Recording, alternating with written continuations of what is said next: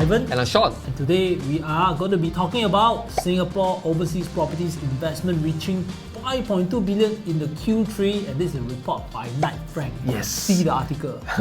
So this article came, of course, very timely because just the last video we talked about the property prices in Singapore might not be the best way to actually accumulate wealth, right? And of course, then that's why I start comparing with S&P 500. You want to see that video? Do click the link over here where we really talk about this article that also was actually, of course, produced by DBS. Of course, they're saying that, you know what, Singapore property might not be the best, right? So then, of course, come out this article over here, right? Is that, you know what?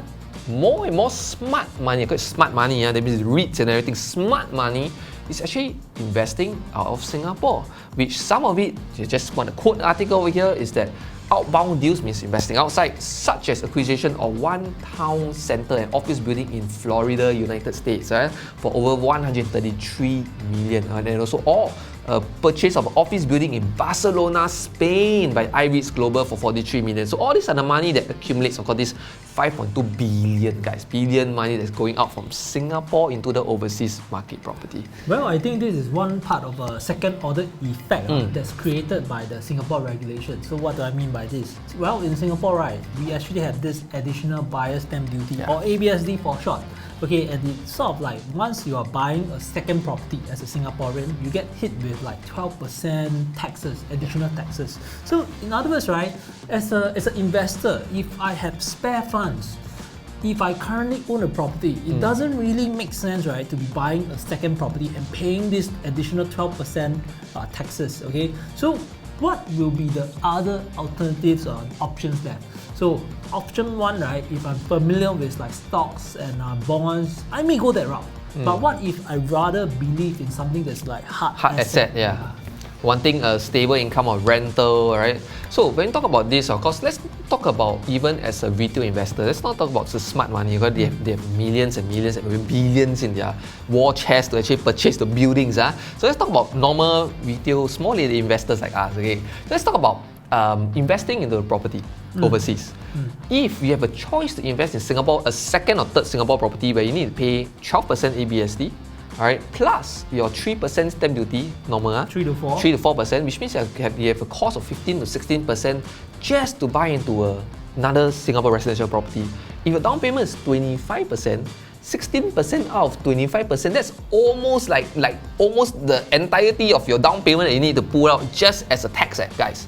So on top of this, right, there's something worse. If you are already borrowing on your first property, the loan is only like 55%, right? Yes, that's worse. Makes it even worse. That makes it even worse. So it's become so difficult to actually invest in a second or third property in Singapore. So then where does it live? Right, it lives into commercial properties. It lives them into industrial properties, right?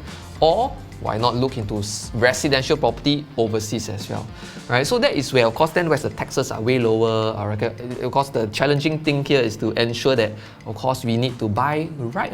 Let's put it this way: in Singapore, there are always winners and losers in property investment. Actually, whether in Singapore or overseas, doesn't matter where, right? Anywhere, right? So in, let's say, for example, in the UK market, there will also be winners and losers, so and so forth, right? So the key here over here is basically to look at the other countries, look at what the winners are investing in.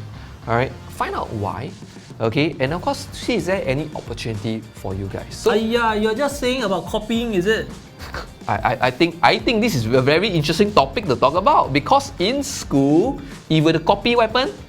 You get scolded. It's not good or what so. But actually, copying is the best way to succeed in life. Yeah, so copy, okay? So please feel free to copy us if you want to do so. Okay, so anyway, yes, I think copying is just one of the fastest way to shortcut your learning journey.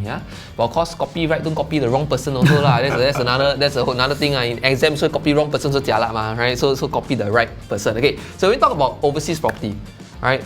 Ivan, maybe you can share with us lah. Alright, maybe some of the countries that you have invested in.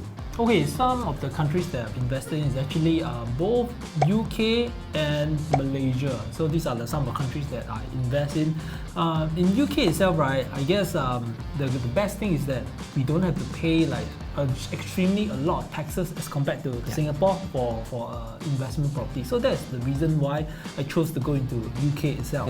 And if you're talking about Malaysia, right, I guess it's more of a business case use for my family business, and hence right, I invest into the properties itself. Yeah. So you got like shop house there and commercial offices there, right? Yeah.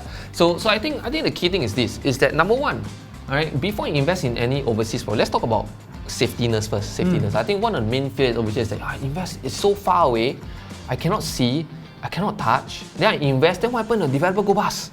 Right? I think that's one of the biggest fear, all right, when it comes to investing in overseas property. Therefore, number one thing to ensure is this: if you want to invest overseas, please ensure you buy from very, very reputable companies or developers. Best if you want to invest your first one, maybe invest to something that's a listed developer even, right? To be even safer. Yeah. So number two, okay, then you must also understand this one thing. If you're also scared, right, then why don't you buy into completed units? Then there's no chance of going bust, right? Alright. So this is of course for very beginner, first time investor. You have to play very safe. Perhaps this is one strategy that you can actually go for. Yeah. Of course, on top of that, do ensure that you also want to ensure that, remember, property investment, you also want to make sure you have leverage. Yeah? So if you want to know about leverage in property, please go and look at some of the videos where we talk about leverage. Why leverage is very important, because if you're not planning to take any form of leverage when it comes to overseas properties, especially, or even Singapore property, right, then I would say it's better for you to just invest in the stock market. Go and buy REITs. REITs easier, liquidable, so much more liquidable as compared to property. By the way, please take leverage. Even when you talk about REITs, right, actually the REITs instruments are leveraged. Also leverage, yeah. So you may the investment may fall to zero. Yeah. You think about it in a sense, yeah. So of course, remember guys, follow the core fundamentals of investment in property. So always still leverage, right? What does this mean? This means that if no bank want to lend you for the overseas property, then don't buy. Let's put it that way, alright? Because then your returns will be not so good. Then don't waste your time, don't waste your money, right? Then look at other opportunities in the market as well, right? And of course, I think maybe another very key factor that I want to share with you guys is number 3 is make sure that it's affordable to the local as well. Oh, that is totally important. Yeah. So when we look at the Singapore aspect, right, let's just give a case study or example of like what has happened in Singapore. So when the ABSD rules came in, right, and the rate hit at a high, right, so what happens is that foreigners are actually discouraged from investing into Singapore itself. So what will happen? So this means that properties, right, that's at the luxury class, right, if you notice in recent years, right, the private properties, like for example condominiums, right, did not appreciate much. Especially in the luxury aspect of it. Yeah, because these are more affordable to the foreigners rather than the locals in Singapore itself. Exactly. But of course, as the income goes up, of course that's when the luxury prices that starts moving as well. Yeah. So the same thing goes in terms of overseas perspective, right? Let's say if I give one example. Let's talk about, let's say, JB property. Alright, and of course, let's say we get exposed to this $1 million, $2 million ringgit property in JB. Right? It might be very affordable to us because divide by 3, the currency divided by 3. Then it's like, wow, it's cheaper than a Woodlands condo. Alright, way cheaper than a Woodlands condo. But you must think about it. How many people or Malaysians in JB can actually afford it? The answer, the truth to it is that it's very few. Right? And of course, why the average property purchase in JB is like 200k to 300k ringgit.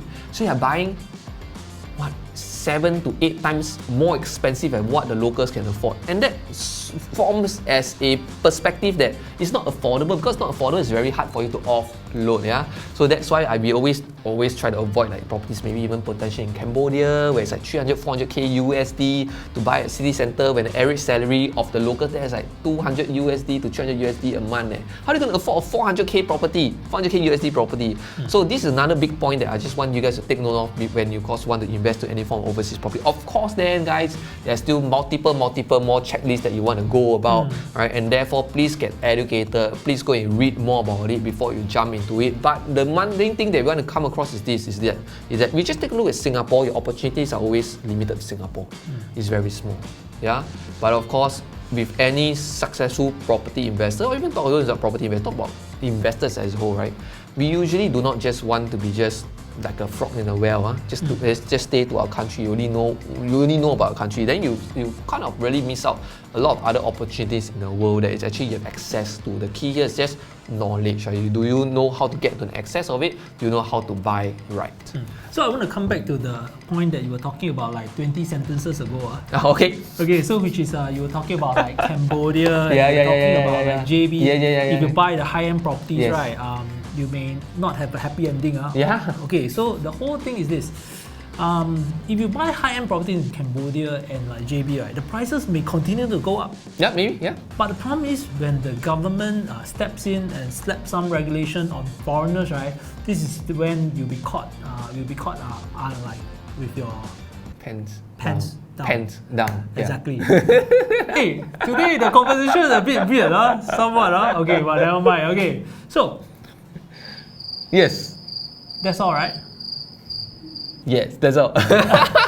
Okay, so basically, in summary, very simple. I think overseas property can seem very tough to enter into because we have a very lack of knowledge.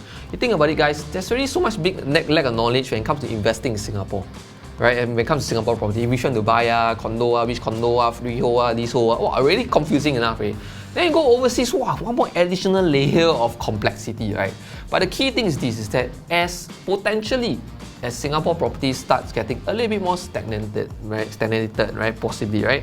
And of course, as you already secured your first home, alright, and then you're unable to buy more in the properties, then where does that leave you? Right, that might leave you potentially, you either explore into the commercial industrial property space. If not, then you want to explore into overseas market. But of course, your word of advice, okay, is that before you go to any form of overseas property purchases, please do your own due diligence. Okay, the last thing is what Warren Buffett always say, right? You never ever lose money in an investment. Yeah, so that is rule number 1, 2, 3, and many rule forward. Okay. Ultimately, right, I have one reason why I actually look at like investments overseas, and the reason is that because like we are Singaporeans, right, most of our assets, right, are in Singapore itself, and hence, right, we are actually not sufficiently hedged if something happens to Singapore. That's true. So we would rather, personally, I would rather have some of my assets being like overseas or in other countries, right, so that if something goes wrong, I'm still like protected. Yeah, totally agree. Yeah. So I hope that you guys learned something about investing in overseas. Alright, so do leave in the comment below if you have any concerns when you think about investing overseas. Yeah, do type in the comment what's your concern, and we are very happy to address them for you. Okay, if not, then I'm Shawn. And I'm Ivan, and if you like this video, right, make sure you give us a thumbs up and also subscribe to the video. Okay, so we'll see you soon, guys. Bye.